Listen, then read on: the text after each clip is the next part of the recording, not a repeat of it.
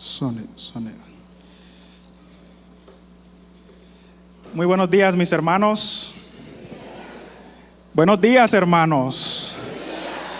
Que la bendición de Dios esté en la vida de cada uno de nosotros. Vamos a ir poniendo por allá la diapositiva, porfa. Y antes de empezar con el estudio de la palabra de Dios a esta hora, quiero invitarles nuevamente a que allí donde estemos, inclinemos el rostro para orar. Oremos. Bondadoso Padre, queremos, Señor, abrir tu palabra. Queremos, Señor, comprender tu palabra. Pero no solo, Señor, queremos comprenderla, sino que queremos aceptarla en nuestra vida. Quita, Señor, cualquier distracción de nuestra mente, de nuestro corazón. Y ayúdanos, Señor, a reconocer nuestra condición espiritual y a buscar ayuda en Cristo Jesús. En el nombre de Jesús, amén. El sermón de hoy titula Ser o parecer. Vamos a desarrollar estas dos palabras, estos dos verbos durante esta mañana. Y quiero invitarles a que abran sus Biblias porque toda la palabra, el mensaje para hoy se va a desarrollar en el libro de Oseas. Libro de Oseas, donde tuvimos la lectura bíblica. Oseas 6. Y les pido que estemos acá concentrados al mensaje que Dios ha traído a cada uno de nosotros para esta hora. Ya lo tenemos. Dice así: porque misericordia quiero y no sacrificio, y conocimiento de Dios más que holocaustos. Lo primero que ustedes y yo debemos preguntarnos es por qué, si Dios le ha mandado al pueblo a ofrecer sacrificios y holocaustos, ¿por qué parece que ahora Dios no acepta esos sacrificios y esos holocaustos? Si Dios le había pedido al pueblo traer sacrificios, ¿por qué parece que ahora lo rechaza? Y para ustedes y yo poder entender esto, es importante que vayamos al contexto en el cual vivía el profeta Oseas. Es importante entender la condición espiritual que tenía el pueblo de Israel en tiempos de Oseas. Y vamos a hacer un repaso rápido. En el tiempo de Oseas, el pueblo de Israel se encontraba dividido en dos reinos, un reino del norte y un reino del sur. Voy a repasar rápido el reino del sur. El reino del sur también se conocía como el reino de Judá o el reino de Judea, y estaba compuesto por dos tribus de Israel. Una de ellas era Judá y la otra era Benjamín. Su capital, la del reino del sur, era Jerusalén, el lugar donde el pueblo iba a adorar. Pero del otro lado encontramos el reino del norte, el reino de Israel. Es en este reino donde Oseas desarrolla su ministerio. En este reino del norte encontramos que estaba conformado por 10 tribus. La capital del reino del norte se llamaba Samaria. Y hay algo importante que debemos tener en cuenta aquí. Samaria se encontraba dentro de la tribu de Efraín. Por eso, cuando ustedes y yo leemos Oseas, Dios se refiere a Israel muchas veces, no solo como Israel, mucho brillo por aquí, Chepe, sino también como Efraín.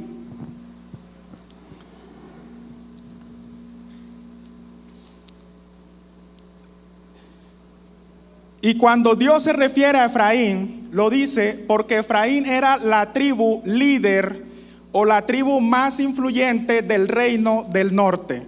Y aquí encontramos el ministerio de Oseas. Oseas vivió más o menos en el siglo 8 antes de Cristo. Esto en tiempo no nos dice mucho, pero vamos a hacer un repaso rápido antes de adentrarnos en el mensaje para esta mañana. Todos aquí conocemos al profeta Elías, se menciona en Primera de Reyes 17.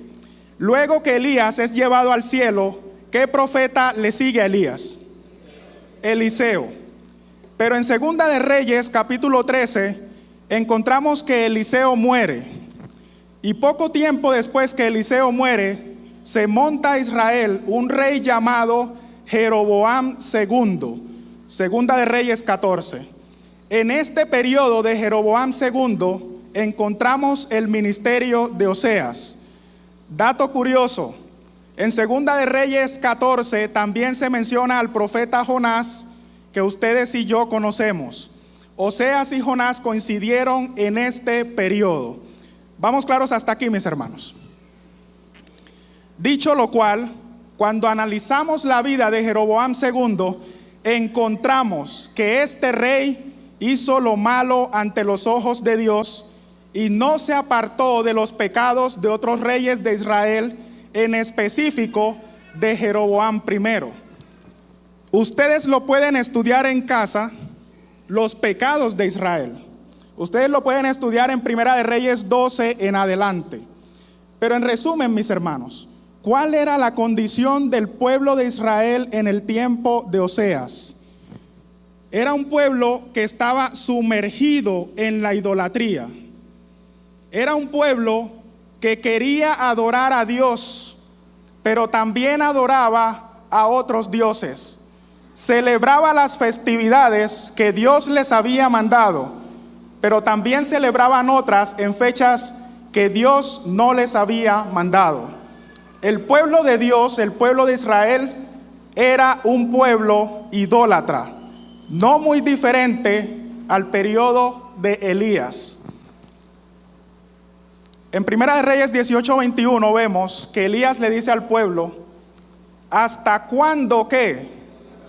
Claudicaréis entre dos pensamientos. Si Jehová es Dios, seguidle, y si Baal, id en pos de él. Pero ¿saben qué es lo triste, mis hermanos? El versículo termina diciendo que el pueblo no respondió palabra. Era un pueblo con un corazón dividido, un pueblo con una vida espiritual que no era ni fría ni caliente, sino que era tibia. ¿Se te hace muy familiar la condición del pueblo de Dios para este tiempo? Por esto Dios dice: misericordia quiero y no sacrificio, y conocimiento de Dios más que holocaustos. Chepe, hay mucho brillo. Habiendo entendido el contexto en el que se da la lectura bíblica, yo quiero preguntarles a ustedes, mis hermanos: ¿cree usted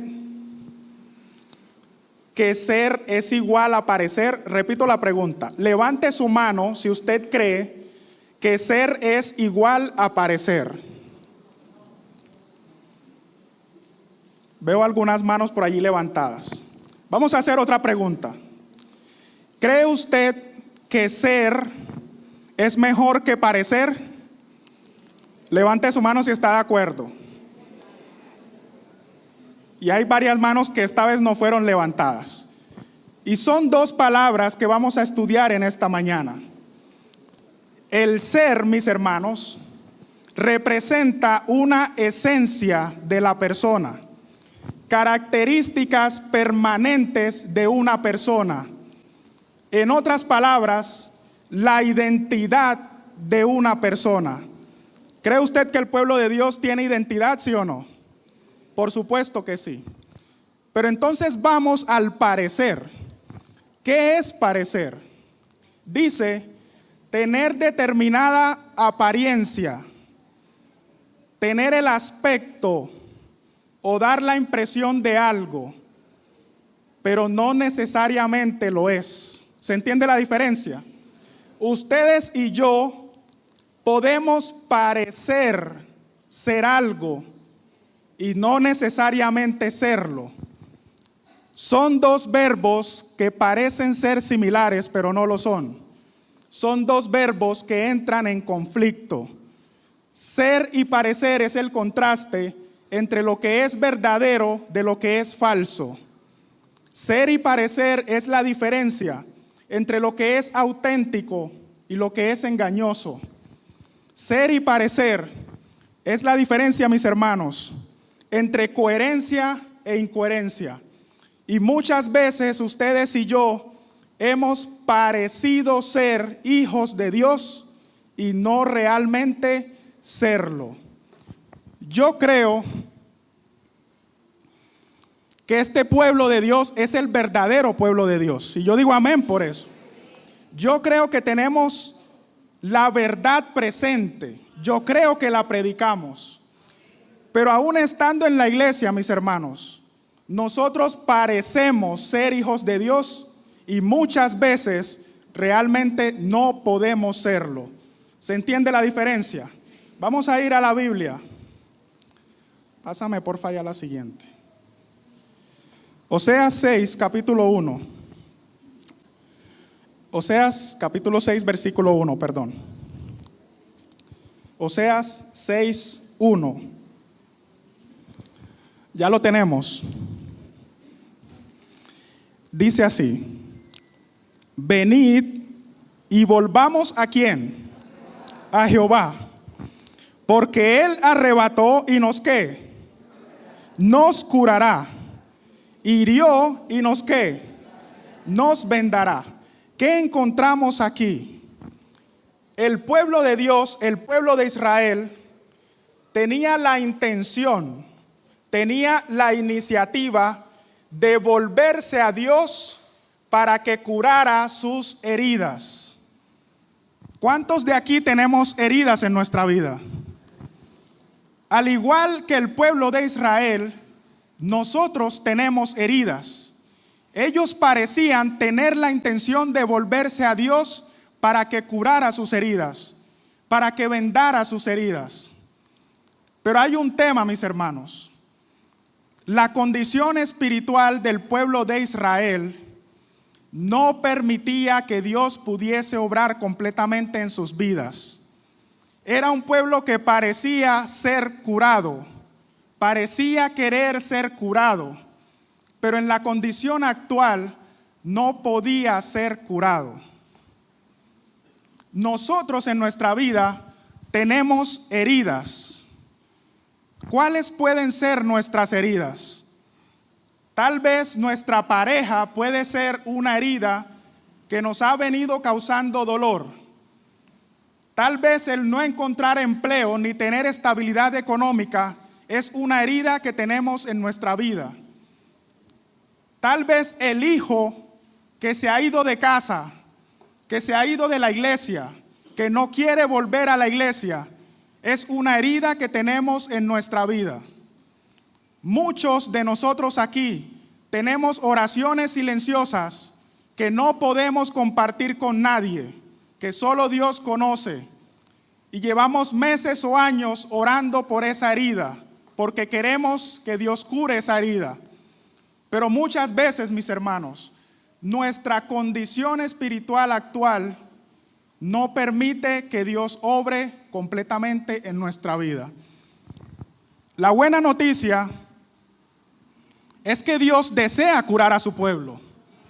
La buena noticia es que Dios está dispuesto a curar nuestras vidas, a vendar nuestras heridas. ¿Cuál es tu herida en esta mañana? ¿De qué quieres que Dios te cure el día de hoy? ¿Cuál es tu herida? Vamos a Oseas capítulo 7, versículo 1 y 2.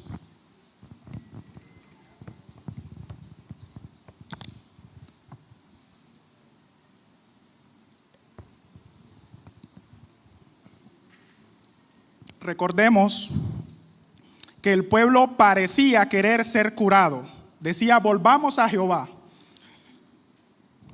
Versículo 1. Mientras curaba yo ¿a quién? A Israel. Vamos a detenernos allí. ¿Desea Dios curar a su pueblo, sí o no? Por supuesto que sí. Y aquí dice que Dios estaba obrando una transformación en la vida del pueblo de Israel, al igual que ustedes y yo queremos que Dios transforme nuestra vida, que cure nuestras heridas. Sigue diciendo, se descubrió ¿qué cosa? La iniquidad de Efraín y las maldades ¿de quién? De Samaria. Vamos a detenernos aquí. Dios inicia un proceso de transformación en nuestras vidas porque Él está dispuesto a curarnos.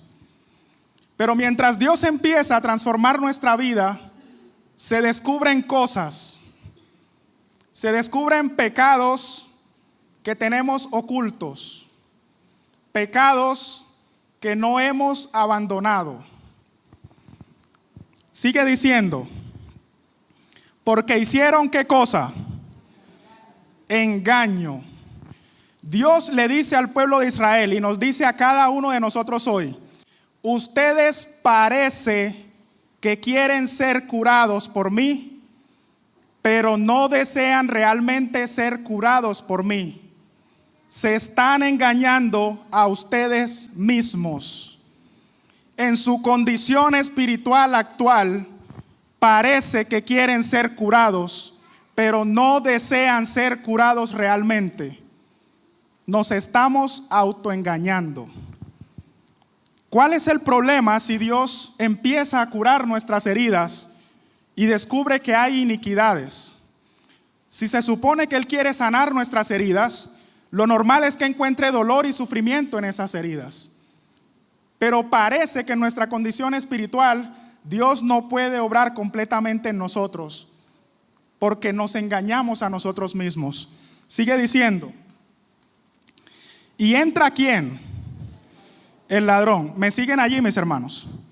Y el salteador despoja por fuera. Juan 10:10 dice, el ladrón no viene sino para hurtar y matar y ¿qué? Y destruir. Yo he venido para que tengan ¿qué? Vida, no solo vida, sino que en abundancia. ¿Quién es el ladrón que menciona a Dios en el libro de Oseas? Nada más y nada menos que Satanás. Pero ¿saben qué es lo triste, mis hermanos? Porque Oseas dice, y entra el ladrón. Es un verbo que está en presente, no está en pasado. Oseas no dice, el ladrón ha dejado de entrar, el ladrón ya no entra. Oseas dice que el ladrón sigue entrando aún en este momento.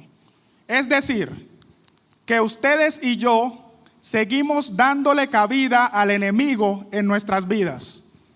Seguimos dejándonos influenciar por el enemigo en nuestras vidas. Y mientras eso pase, por mucho que Dios quiera curarnos, no podrá curarnos completamente. Versículo 2. Y no consideran en su corazón que tengo en memoria toda su ¿qué? Su maldad. Vamos a detenernos allí. ¿Cómo es posible que Dios que desea perdonar nuestros pecados, que Dios que desea no acordarse de nuestros pecados? Isaías 43:25. Yo soy el que borro tus ¿qué? Tus rebeliones por amor a ¿qué? A mí mismo. Y no me acordaré de ¿qué? De tus pecados.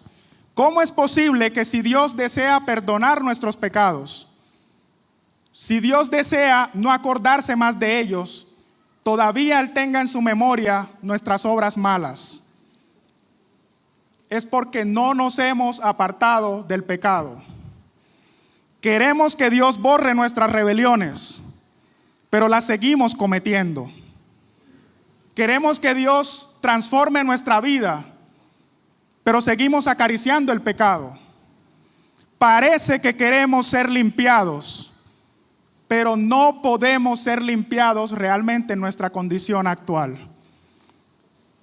Mis hermanos, Dios no puede obrar en una vida espiritual tibia. Y esto es lo que Dios le decía al pueblo de Israel y es lo que nos dice a nosotros el día de hoy. Vamos a saltar al versículo 8, Oseas 7:8. Efraín se ha mezclado con los demás ¿qué? Pueblos. Vamos a detenernos allí. Mis hermanos, el pueblo de Dios es llamado con un propósito diferente. El pueblo de Dios es llamado para anunciar las ¿qué? Las virtudes, es decir, las bondades, lo que Dios ha hecho por nosotros. ¿Cómo es posible, mis hermanos, que como pueblo de Dios nos hayamos mezclado con otros pueblos? Estamos llamados a ir a transformar el mundo, no dejarnos transformar por él. Hemos descuidado nuestra comunión con Dios y nos hemos mezclado con otros pueblos. Y hoy voy a poner algunos ejemplos de cómo nos hemos mezclado con otros pueblos. Miren lo que dice la hermana Elena en Deseado de todas las gentes, de la condición espiritual del pueblo de Israel antes de que nuestro Señor Jesucristo viniese a morir por nosotros a esta tierra. Durante el cautiverio, se hace énfasis aquí en el cautiverio en Babilonia, recuerden la historia de Daniel, pocos del pueblo, dice Elena. Muchos del pueblo, dice Elena, muchos habían recibido ideas y costumbres ¿qué? Paganas. Y estas penetraron en su ceremonial religioso. ¿Cuántas personas había en el pueblo de Israel que habían recibido ideas paganas? Muchos. Y sigue diciendo, en muy pocas cosas, en muchas cosas se conformaban, es decir, se hacían semejantes, se parecían a las prácticas de ¿quiénes? De los idólatras. Mis hermanos, esto ocurrió en el pueblo de Israel antes de que Jesús viniera a morir por nosotros. ¿De verdad pensamos que esto solo sucedió en aquel tiempo? ¿De verdad nos pensamos que esto no está sucediendo hoy?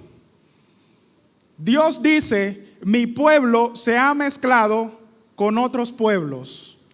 Vamos a ver algunos ejemplos. ¿Cree usted que nos hemos mezclado con otros pueblos en mucha de la música que se ve en nuestra iglesia? ¿Sí o no? Porque es un examen de autocrítica.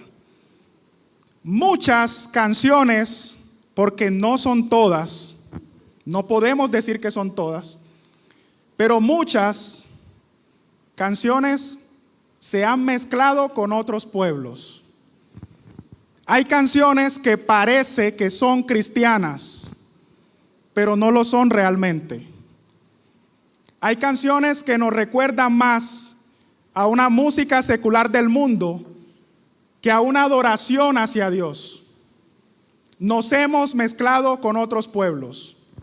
Dicho sea de paso, venimos a la iglesia a adorar a Dios muchas veces vestidos de cualquier forma.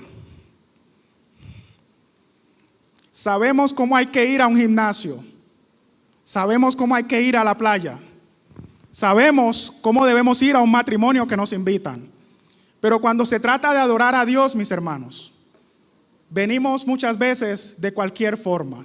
Y no hablo de la persona que solo tiene una muda de ropa, sino que la tenemos en nuestro closet, pero muchas veces no la usamos.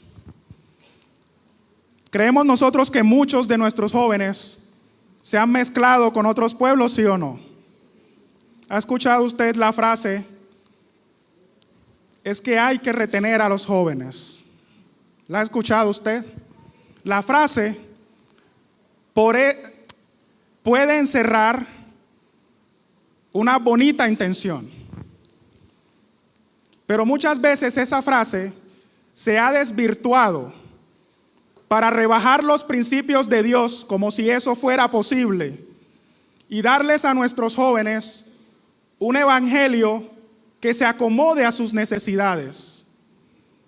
No podemos dar un evangelio conveniente para cada uno de nosotros mientras dejamos de lado los principios de Dios. Dios exige de nosotros una exigencia total. Pero hemos dado un evangelio flexible, como si eso fuera posible, y hemos intentado rebajar los principios de Dios, que porque así retenemos a los jóvenes. ¿De verdad nos pensamos que una vida sin una fe fortalecida va a hacer que este joven, cuando llegue el momento de la prueba, permanezca en la iglesia? De ninguna manera, mis hermanos. Nos hemos mezclado con otros pueblos.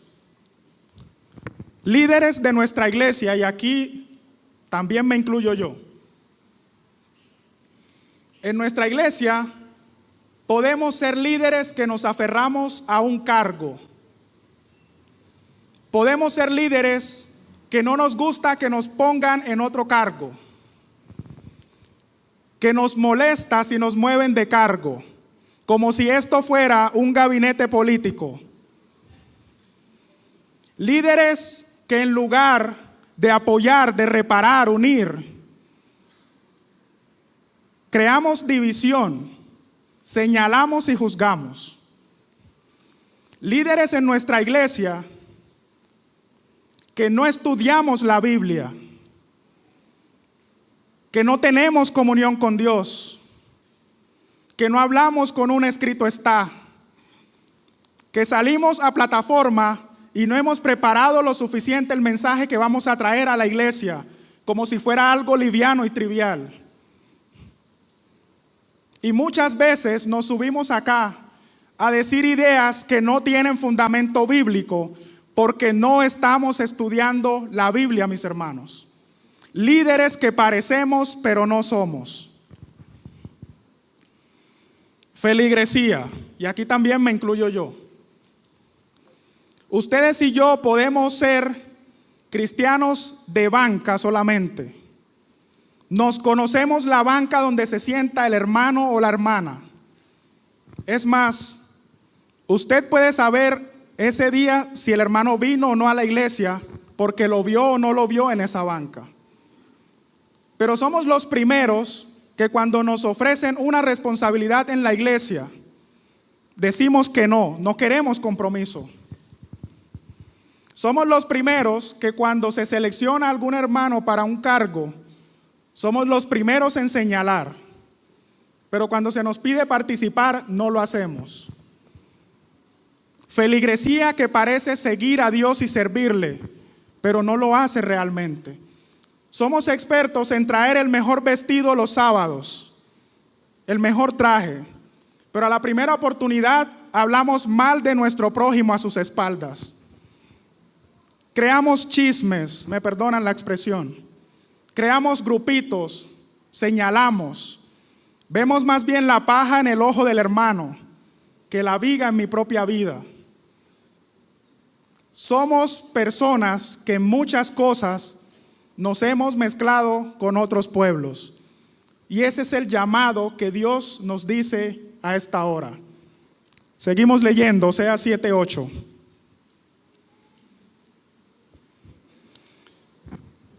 Efraín fue torta, ¿no qué? No volteada. ¿Qué significa una torta no volteada? Pásame porfa ya la siguiente. Es una torta que por un lado está cocinada, pero por el otro está ¿cómo? Cruda. Por un lado está cocida, pero por el otro es solo masa. Una torta no volteada era la condición que Dios ponía al pueblo en ese momento para mostrarles su situación. Ustedes, mi pueblo, se han mezclado con otros, parecen torta no volteada. ¿Qué significa torta no volteada?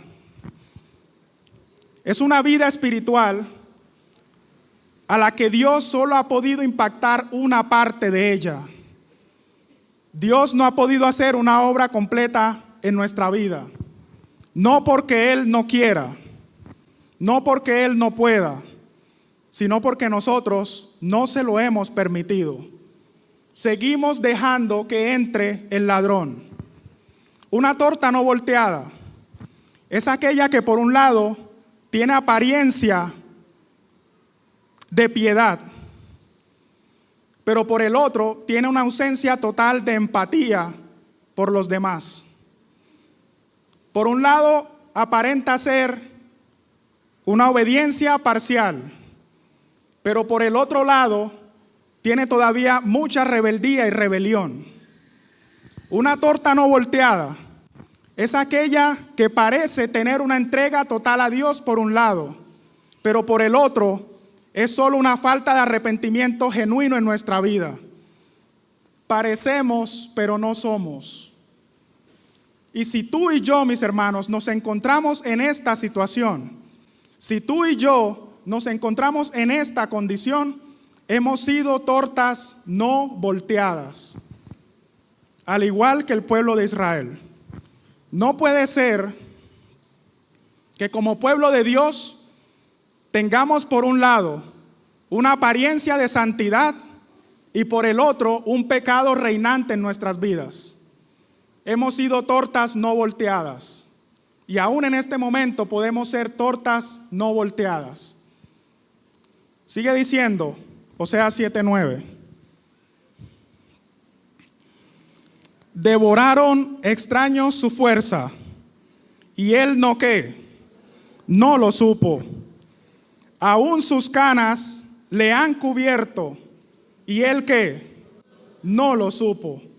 Es un pueblo de Israel que cree que es el pueblo de Dios y no necesita hacer nada más para dejarse transformado por él. Es un pueblo que no es consciente de su condición espiritual actual. Se piensa que con una consagración a medias es suficiente y no es así. Se piensa que estar lejos de Dios con una adoración a medias es suficiente y no es así. Creemos que con solo venir los sábados a la iglesia es más que suficiente y no es así. Un pueblo que no conoce la situación en la que se encuentra. Un pueblo que no es consciente de la realidad que le rodea.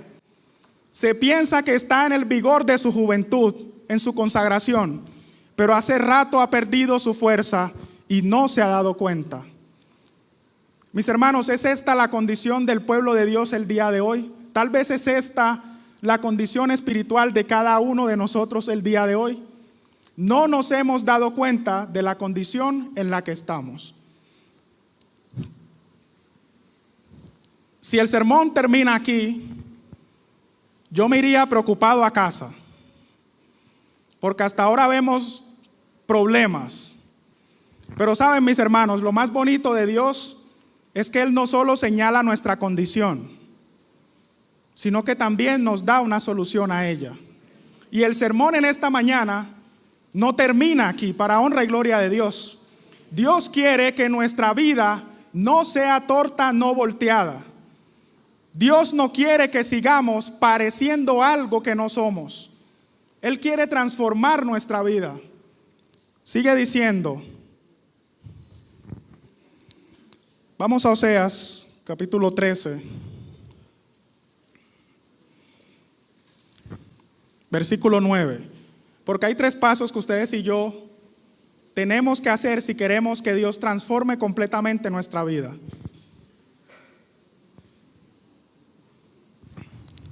Oseas 13:9, ya lo tenemos.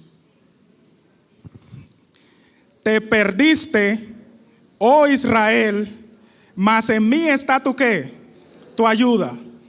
No importa qué tan lejos nos hemos ido de Dios, qué tan perdidos estamos. No importa la condición espiritual en la que encontramos. Dios quiere que reconozcamos hoy cuál es nuestra situación. El primer paso, mis hermanos, es reconocer que nos hemos perdido. Es reconocer que nos hemos alejado de Dios Es reconocer que hemos tenido una vida espiritual a medias. Es reconocer que muchas veces parecemos pero no somos. Es reconocer que a pesar de que estamos en la iglesia, ustedes y yo muchas veces hemos estado perdidos. Porque no creamos que por venir a la iglesia solamente, con eso ya somos transformados por Dios. Necesitamos reconocer nuestra condición espiritual.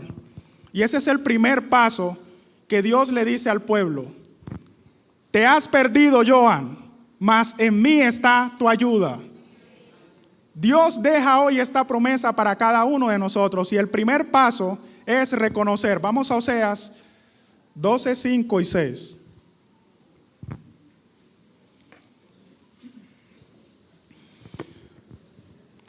Ya lo tenemos.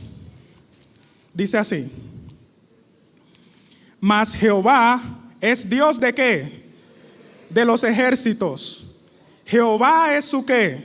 Su nombre. Tú pues, vuélvete ¿a quién? A tu Dios.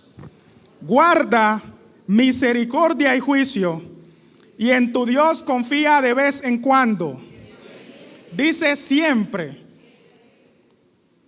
Pero ¿cómo vamos a confiar en Dios si no hemos desarrollado una comunión con Él?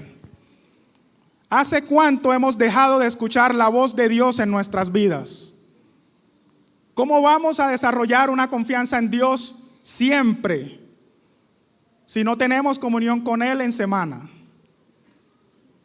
Si solo traemos la Biblia cuando es sábado, solo la leemos cuando nos dicen la lectura bíblica se encuentra en tal. De resto no la leemos. Pero Dios hoy nos dice, vuélvete a tu Dios. El primer paso es reconocer mi condición. La segunda es volverme a Dios, que es el que puede transformar completamente mi vida. Dios quiere transformar nuestras vidas, pero está en nosotros decidir si decidimos ser tortas no volteadas, vidas a medias, corazones divididos, o volvernos a Dios y confiar en Él siempre. Tercer paso, Oseas 14, 1 y 2.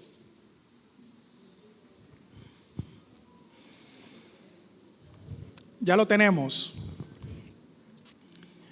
Vuelve, oh Israel, a Jehová tu Dios, porque por tu pecado has ¿qué?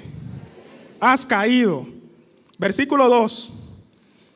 Llevad con vosotros palabras de súplica y volved ¿a quién? A Jehová, y decidle, quita la mitad de mi iniquidad. Dice, quita toda mi iniquidad. Acepta el bien y te ofreceremos la ofrenda ¿de qué? De nuestros labios. El primer paso es reconocer mi condición. El segundo es volverme a Dios porque en Él está nuestra ayuda. Y el tercer paso es decirle a Dios con nuestra vida, con nuestros actos, con nuestros pensamientos: Señor, quita de mí no la mitad de mi iniquidad, no un cuarto de mi iniquidad, no el 60% de mi iniquidad. Quita de mí toda mi iniquidad. No quiero vivir una vida parcial. No quiero seguir siendo un corazón dividido. No quiero seguir siendo torta no volteada. Quita de mí toda iniquidad. Y cuando nosotros le decimos a Dios que obre en nuestras vidas, Dios podrá hacer una transformación completa en cada uno de nosotros. Dios no puede seguir obrando en una vida que está tibia, una vida que no es suficiente. Y quiero que leamos, mis hermanos, Oseas 6:3. Ponme allá la siguiente, porfa. Oseas 6, capítulo 3, Oseas capítulo 6, versículo 3.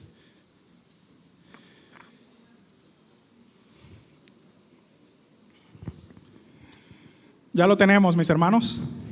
Dice así: y conoceremos y proseguiremos en conocer ¿a quién? A Jehová. Como el alba está dispuesta a su ¿qué? Su salida. Y vendrá a nosotros como la ¿qué, mis hermanos? Como la lluvia tardía y temprana a la tierra. Y yo digo amén por eso. Dios es un Dios que está dispuesto a venir y transformar nuestra vida. Oseas aquí no dice, y Dios podría venir a nosotros. Oseas aquí no expresa probabilidad o posibilidad, lo da como un hecho por sentado. Dios vendrá a nosotros y dará la lluvia a nuestra vida. No solo lluvia tardía, sino también lluvia temprana. Lo que traduce es una transformación completa en Cristo Jesús. Mis hermanos, nuestra condición espiritual puede ser una vida a medias en este momento, pero es importante reconocer que en Dios está la ayuda, que en Cristo Jesús hay salvación, que en Cristo Jesús hay transformación completa, pero tenemos que dar una entrega total a nuestro Dios. Mientras sigamos siendo tortas no volteadas, seguiremos siendo tibios. Pero hoy es el día, mis hermanos, de volvernos a Dios. El día de salvación es hoy. Y hoy es el día en que nosotros debemos hacer un compromiso de entrega total a Dios. Si tu deseo es que Dios transforme completamente tu vida, yo te invito a que te pongas en pie, no porque yo lo digo, sino porque en tu corazón lo sientes así. Quieres decirle: Señor, no quiero seguir siendo torta no volteada. No quiero seguir teniendo un corazón dividido. Obra en mi vida completamente, pero obra por medio de Cristo Jesús. Yo no sé si aquí hay algún valiente que no le haya entregado su vida a Dios, que quiera pasar acá al frente. A mí me gustaría orar por esa persona, que le ha dicho a Dios: Señor, estoy cansado de llevar una vida en el mundo y una vida sin Cristo. No quiero seguir siendo torta no volteada, pero yo quiero prepararme para entregar mi vida a ti en el nombre de Jesús. A mí me gustaría orar por esa persona. ¿Hay algún valiente que no se haya bautizado antes, que hoy quiera acá que yo ore por esa persona? ¿Hay al menos una sola persona aquí que desea entregar su vida a Dios? No hoy, pero que desea decirle: Señor, quiero que transformes mi vida completamente. Dios te bendiga. ¿Cuál es su nombre? Brainer. Mis hermanos, ¿cuántos saludamos a Brainer? A mí me gustaría orar por ti. ¿Hay alguien más que pase acá al frente? A mí me gustaría orar por esa persona.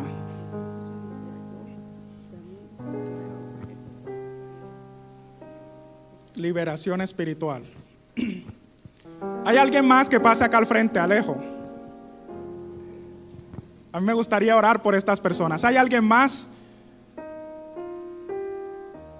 De pronto hay alguien que viene de arriba y lo estemos esperando.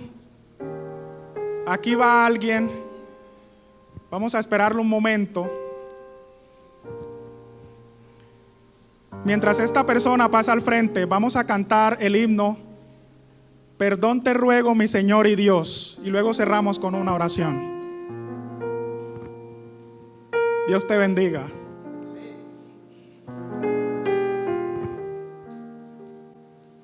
¿Necesitas micrófono?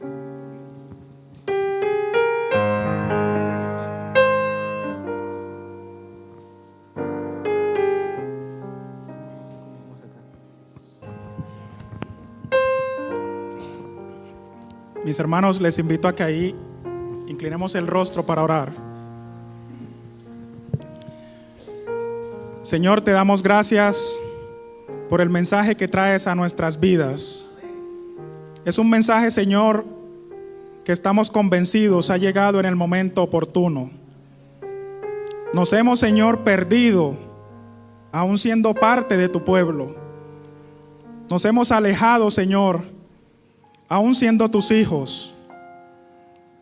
Muchas veces venimos a la iglesia, pero estamos lejos de ti. llevamos una vida de solo apariencias. Hemos sido tortas no volteadas. No nos hemos dado cuenta de nuestra condición espiritual. Pero hoy, Señor, queremos entregarte nuestra vida para que tú, Señor, puedas hacer una transformación completa en ella. Que nos ayude, Señor, a entender que mientras tengamos vidas tibias, no puedes obrar, Señor, completamente en nuestros corazones. Ayúdanos a reconocer nuestra propia debilidad y que podemos encontrar poder y salvación en Cristo Jesús. También quiero, Señor, orar por las personas que valientemente han pasado al frente. Tú conoces, Señor, sus vidas. Conoces, Señor, las heridas que tienen en sus vidas. Pero ellos, Señor, reconocen que a pesar de esas heridas, quieren seguir confiando en Cristo Jesús. Porque en Cristo Jesús hay salvación y hay transformación y hay vida eterna. Señor, te pongo también la vida de cada uno de nosotros, que hace tiempo hemos entregado nuestra vida a ti. Señor, ayúdanos en medio de esos desiertos. Ayúdanos, Señor, por las veces que tal vez nos hemos mezclado con otros pueblos. Pero ayúdanos, Señor, a hacer palabra viva, no solo aquí en nuestra iglesia, sino también para el mundo que no te conoce. En el nombre de Jesús, amén. Mis hermanos, que Dios les bendiga.